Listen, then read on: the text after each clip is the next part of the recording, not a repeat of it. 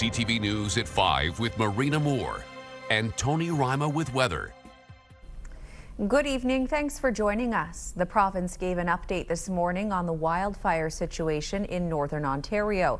There are currently 159 active fires, with 30 considered out of control. Officials say 80 fires have been extinguished over the past 2 weeks. Ontario's Natural Resources Minister says while the situation appears to be improving, there is still a long way to go. Crews from around the country are now supporting Ontario's firefighters. The NDP also held a press conference today with several impacted First Nations leaders criticizing the government's response time and supports. We'll have more on this story tonight on CTV News at 6. And by the way, Greater Sudbury lifted its fire ban today, just in time for the long weekend and for those who are camping.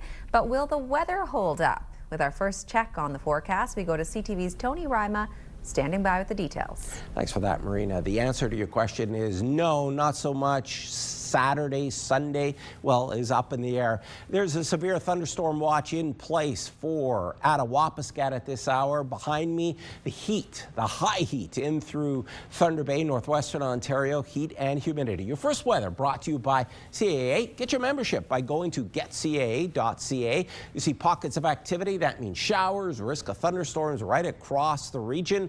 In through Friday, also going to be unsettled. That's going to carry over into Saturday. Sunday looks good at this point. Marina, it's back over to you. Thank you, Tony. North Bay Police have solved a 50-year-old cold case with help from new forensic technology. CTV's Eric Tashner has the details. It was here in June 51 years ago where this human skull was found lying in a swampy area behind the former Beaumark Missile Base by summer students working with the Ministry of the Environment.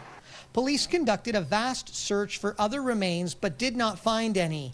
The case stumped officers for years. Without additional investigative leads or forensic technology available that we have today, investigators were unable to determine the individual's identity and the investigation became inactive. It was believed the individual had been deceased for approximately 1 to 2 years prior to the discovery. The anthropologist's report estimated he was between the ages of 24 and 75 at the time of his death. 3 years ago, the investigation was revisited following advancements in forensic science, including investigative genetic genealogy, a tool that combines DNA analysis and genealogy research to help identify unknown individuals. It gave officers the opportunity to re-examine the DNA, and police were able to identify his surviving relatives. Forensic genealogists then use those connections to build family trees and develop new leads that may help identify a person. Through this, police identified the remains belonged to Claude Hamilton Brownscombe, a First World War veteran who was born in 1896 in Uxbridge. Military medical records placed him in Toronto in 1917 at 22 years of age and described him as being 5 feet 2 inches tall, blue eyes and brown hair. He lived in Timmins in the late 1920s, and he was on voting records in 1949 and 1957. He worked at the McIntyre mine and participated in community activities, including local bowling leagues. Police interviewed surviving family members who provided DNA, a great-niece and a great-nephew, who recalled Brownscombe lived a quiet Northern Ontario cabin life. Officers say there are not enough remains to determine the cause of death, but don't suspect foul play. They are considering this case closed. There is always hope, and that is what we hope that all our families of missing people, who I truly feel for, take out of this, is that there is hope. Eric Tashner, CTV News, North Bay. One person is facing several drug trafficking charges in Kirkland Lake. Provincial police say they executed a search warrant at a local residence and seized more than $6,000 in illicit drugs and cash. Police say they also found items used for trafficking. A 56-year-old Kirkland Lake man will be in court August 7th. Time now for a quick break. Coming up on CTV News at 5, the old Ramada Inn in Timmins has officially sold. We'll find out what will come of the property from Cochrane District Services Board coming up.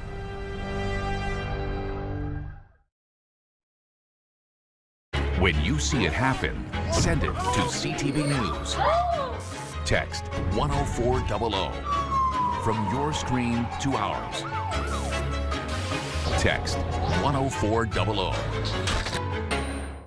Now your main weather, let's start again with weather alerts. There's a severe thunderstorm watch in place for Attawapiskat as a series of systems are going to be crossing our broadcast region and through northwestern Ontario. They're facing heat and humidity and of course the wildfires. As we take a look at our forecast radar, pockets of activity and a lot of action is coming from the north and it's going to move in a southeasterly direction. As a result, clouds, showers, and a risk of thunderstorms over the next couple of days. Temperatures are going to go up and down just a little bit. Tomorrow you'll feel the humidity a little bit more. Let's take a look at your 5-day weather forecast, starting with Sudbury-Nickel-Belt. There it is, sun, cloud, and showers plus risk of thunderstorms. 28 with the humidity. It'll feel more like 30, 34 degrees Celsius. On Saturday, it's going to be a soggy day. Temperature drops a little bit. We get that clearing on Sunday. Holiday Monday, hey, why don't you go to the beach? There's a chair waiting for you. It's 27 degrees, same conditions on Tuesday. In through Sault Ste. Marie, Algoma, sun, cloud, rain and risk of thunderstorms. 25 degrees, should be 24 this time of year in through the Soo. A little bit more rain on Saturday. We get clearing on Sunday. Monday, how about barbecuing on the holiday? Sounds pretty good to me. 27 and a mix of sun and cloud on Tuesday. For Timmins, Cochrane, Kapuskasing, a risk of thunderstorms tomorrow. Unsettled day, that carries over into Saturday. In through Sunday, we get some clearing. Temperature, not all that bad. Monday looks gorgeous for the holiday. Tuesday even warmer, but you may get some rain. For Timiskaming Shores and Kirkland Lake, a risk of thunderstorms tomorrow. 29 with the humidity. It'll feel more like 33, 34 degrees. Still wet on Saturday, but the temperature drops ever so slightly. We get that clearing Sunday, carried over into Monday for the holiday, and Tuesday, mix of sun and cloud and 28. And finally, folks, your 5-day weather forecast for North Bay, West Nipissing. Sun, cloud, a chance of some rain, and of course a risk of thunderstorms with the humidity feeling more like 30, 32 degrees Celsius. On Saturday, the temperature drops, but the clouds are going to stick around. More chance of precipitation, still overcast on Sunday. Monday, heck, it's a great day to go to the beach. 26 degrees on the holiday, and Tuesday even warmer with a mix of sun and cloud. Marina. A well-known and previously debated piece of property in Timmins has officially sold. The Cochrane District Services Board has successfully completed the sale of the property located at 1800 Riverside Drive in Timmins for $13.8 million. Joining us now to talk about the sale and change in directions is Brian Marks. He's the Cochrane District Services Board CAO. Brian, thank you for taking the time. My pleasure. So we know the site, which was the former Ramada Inn, was originally purchased to be developed into a homelessness, addiction, recovery and treatment hub. And after that fell through, there were talks of a seniors residence. So Brian, what now? Can you tell us what will officially be going in this location? Sure. As far as I know, it will be repurposed as a hotel once again. The company that purchased it, that is their core business. So why did it take so long to get to this point? Can you give us a little bit of the history and why things didn't go as originally planned? Sure. So we purchased the DSAB purchased the property in December of 2024. Since we had largely been responsible for the development of the Heart Hub model, which was deployed around the province, the board in their foresight, using some sound risk management and understanding the need of treatment in Timmins, authorized the purchase of the property to be used for homelessness, addiction, recovery, and treatment.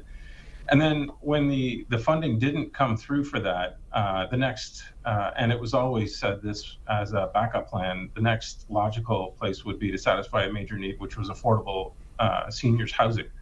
But all the while, under every option, there was always the opportunity to investigate or entertain a purchase and sale agreement, as we do with all of our properties. So given the hotel market in the city of Timmins these days, it got to a point where those who were expressing interest and the offers that were on the table just became too great to ignore. So we explored those while we also continued to explore the redevelopment into seniors housing. So the CDSV has been keeping the building afloat since 2024, as you mentioned, and there have been costs associated with that. But with the sale, has the board made its money back? And if so, what are the plans with the gains? We ended up with a purchase and sale agreement of $13.8 million. So we did realize an overall profit over the life of the project of approximately $2.9 million. I say approximately because there are still some unrealized revenues and some unbooked expenses still to come, but nothing of material nature. For now, it will be put in reserve. And finally, I have to ask, any idea when the new hotel might open to the public? I don't think it's closing, so I think it's available today for hotel purposes under the new ownership. And in fact, I believe evacuees from Saskatchewan are still using the hotel until they're able to return back to Saskatchewan in the near future. All right, thank you for this, Brian. Thank you, my pleasure. I've been speaking with Brian Marks. He's the Cochrane District Services Board CAO. Still to come here on CTV News for the North. Have you ever thought of leasing a smartphone? Tony finds out about the move by Apple in Tech Talk later in the show.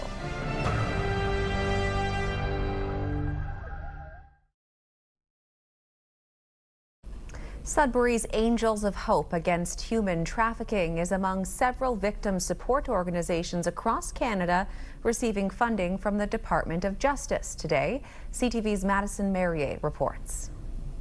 Today is recognized as World Day Against Trafficking of Persons. The significance about today is to honor the courage and resilience of survivors of human trafficking and to acknowledge that this is happening in our own backyards. Despite what people may think that it's happening in big cities and foreign countries, this is an issue, and Sudbury is considered a hub for human trafficking. The Department of Justice is providing $3.35 million in federal funding to 9 organizations across the country that support victims and survivors of human trafficking. The Minister of Women and Gender Equality, Richie Valdez, says in part, "We are strengthening Canada's response by enhancing supports for victims and survivors and advancing community-driven prevention efforts. Together, we are building a future where everyone can live safely." We are so incredibly grateful that the Government of Canada recognizes that the work we do as an organization and have faith in us to provide us with this funding to continue to do what we do, and that's support survivors and victims of human trafficking. Angels of Hope Against Human Trafficking will be receiving $85,000 over the course of 3 years to expand their virtual support services to include survivors outside of Greater Sudbury. Community members could, share our awareness posts, donate to organizations that help survivors and victims of human trafficking, educate themselves on the signs of human trafficking, because that could actually save someone's life that may be being trafficked. Scarpolini says some indicators of individuals being trafficked include not personally holding their documentation, not having control over their finances, and being improperly dressed for the weather. Madison Merrier, CTV News, Sudbury. Algoma Steel has posted another tough financial quarter. The Sioux steelmaker reported a $96 million second quarter loss as 50% U.S. tariffs continue to impact Algoma Steel's bottom line. In a news release, Algoma Steel says the tariffs fundamentally altered and permanently disrupted the company's historical cross-border business model. The silver lining, according to the company, is record steel plate sales for the second consecutive quarter. With the municipal elections fast approaching, one long-serving North Bay councillor says he will not run for re-election. In a public letter to the community, Mac Bain says after 23 years on City Council, he will not seek re-election. Bain thanked residents, his fellow councillors, and his family for their support over the years. He says while he is stepping back from council, he will remain a councillor until his current term ends and will continue to serve as executive director of Federation of Northern Ontario Mayors. Bain says he's grateful for being allowed to serve this long on council, calling it one of the greatest honors of his life. Federal funding aimed at bolstering food security and fire safety on the North Shore has been delivered to Mississauga First Nation. Sault Ste. Marie Algoma MP Terry Sheehan made the announcement yesterday. More than $612,000 will fund 3 Indigenous-led projects in the area. More than half of the funding will be used to explore how Indigenous-led fire stewardship contributes to food sovereignty and forestry management. Funding will also be used to develop a strategic plan for sustainable forest management within the Mississauga First Nation and a new hydroponic farm. Science North is getting support from the province to support Indigenous learning in Sudbury. The province is providing $650,000 in funding to establish a new water ecosystems exhibit called Woven by Water. The new exhibit will focus on Indigenous teachings while creating an interactive learn and play installation. Woven by Water will include a climbing structure, a simulation of a heron's perspective in the wetlands, and harvesting and cultural activities around harvesting wild rice. When we return, your community close-up. You're watching First at 5.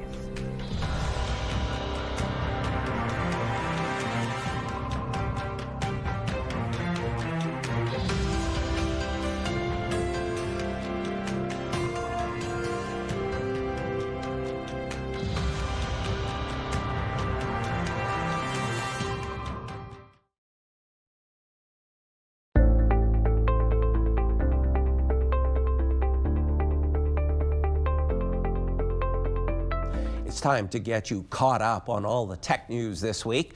To break it down for us, let's bring in Ritesh Kotak, tech and cybersecurity strategist. Hi there, Ritesh. Hello. In the U.S., Apple will now let you lease your next iPhone or Mac instead of buying it. Will we see this in Canada, and does it make sense? I do believe we're going to see this in Canada at some point. Now, in the U.S., the cost, depending on the item, is going to range between $17 to $42 USD per month, and this may be something that's attractive. Look, it's you're getting the latest device. You're not putting up hundreds, if not thousands of dollars up front, so that may be attractive. However, when you actually do the math, when it comes to long term, it's always cheaper to buy the device. So I do believe that this type of subscription model is going to be coming to Canada at some point, but overall, it's always going to be cheaper to own the device. Okay, data center leak, not a cyber leak, but a physical leak in Cambridge, Ontario, where an odorous milky substance was discovered. Ritesh, are we balancing the environmental impact with the demand for these centers? What do you think?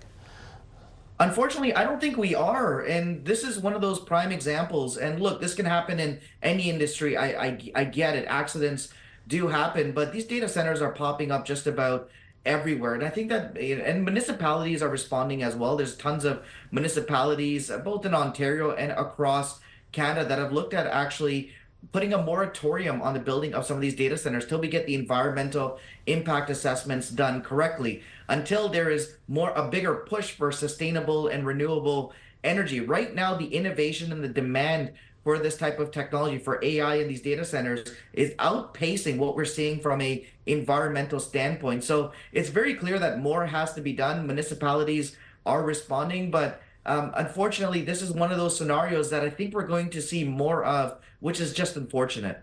Okay, it's time for our Mythbuster. Deleting a file from my computer means it is gone forever. What's your answer? The answer is, that's a myth. It may not be actually gone forever, and it could be forensically recovered. I recently had somebody reach out to me saying that they deleted personal images and they really wanted it back and they were devastated. I was like, have you tried these forensic tools that are available? There are some tools and apps that you can download to literally recover stuff that's been deleted, because when it's deleted, it's actually compressed, and until it is rewritten over with new data, that information may still be recoverable. So if you actually end up deleting something, guess what? There may be a chance that you'll be able to recover it. So that's a myth. Ritesh, always appreciate your time. Thanks again. Thank you so much for having me. Ritesh Kotak was our guest. Just a reminder, to see more of our Tech Talk series, head to our website, ctvnews.northernontario.ca.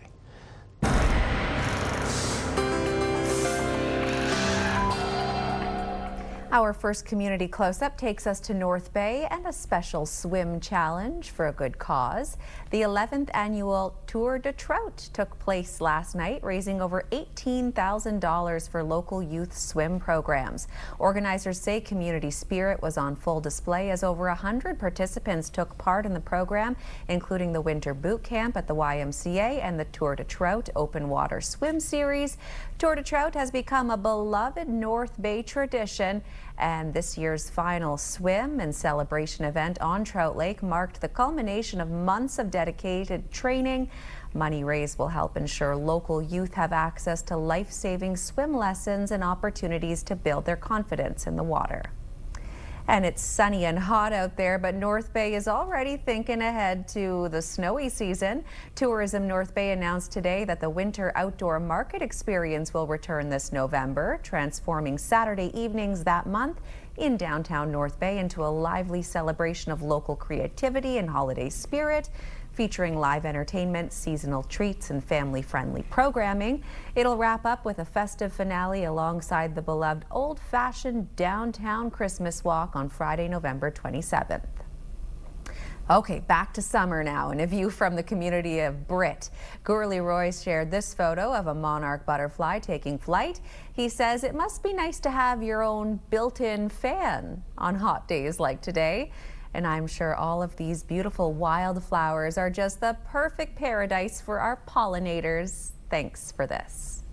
And if you have any pictures, videos, or events you'd like us to showcase, email them to us at communitycloseup@bellmedia.ca. Finally for us tonight, a zoo in Prague has found an effective way to keep its polar bears cool during the scorching European summer heat wave. The two polar bears wasted no time cooling off, rolling around in beds of ice cubes in the outside enclosure. It's a timely treat with highs hitting 38 Celsius. Zookeepers say the ice is also a stimulus for the bears to engage in some physical and mental activity.